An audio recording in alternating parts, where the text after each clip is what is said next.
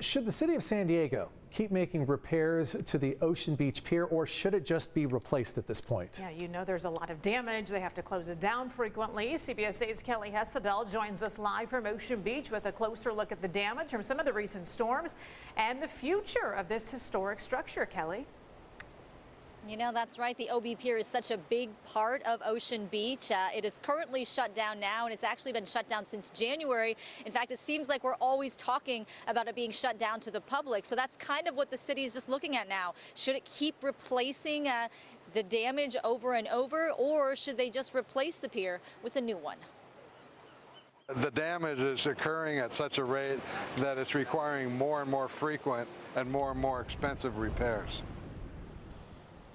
And it's a shame that it's shut down so much, because one of the things people love to do on the OB Pier is get that close-up view of marine life, of creatures in the water. You know, we were lucky enough to spot some dolphins while the city gave us a closer view of some of the damage, both short-term damage and long-term. Now, the gentleman you just heard from, Matthew Martinez, he's an engineer hired by the city, and he says all the big storms we've had recently, all the big waves we've seen have taken a toll on the pier, and some of the waves have been so powerful that they have actually gone over the top of the pier and taken some of the railings out. Now, in addition to that, all the salt water, for years, he says, it has been eating away at some of the reinforced steel in the concrete, kind of like a cancer.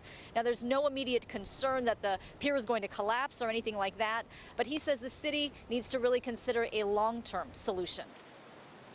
No structure lasts forever, so we can continue in a cycle of ever increasing and ever frequent repairs. The city is really considering all the evidence of repair, rehabilitate, or total replacement. And I think that the total replacement scheme they've indicated is the most likely one at this time.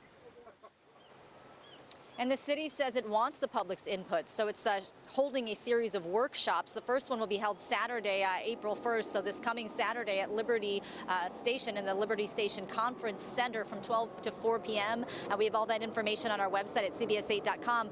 Meanwhile, you know, the price tag, I'm sure everybody wants to know how much is this going to cost if they do decide to replace it. Well, it's upwards of probably about $60 million. Now, the city says it has secured some state funding and that it's going to continue searching for more state and federal funding. Heather and Carlo? Yeah, Kelly, what about that little restaurant on the end of the pier, the Walking Water Cafe? Do we know what will happen to that? Yeah, and that was something I was curious about too, so I asked about that. I was told by the city in the short term, you know, if they are able to assess the damage, make the repairs, and reopen the pier, you know, maybe in the next few months, then the restaurant will be allowed to reopen.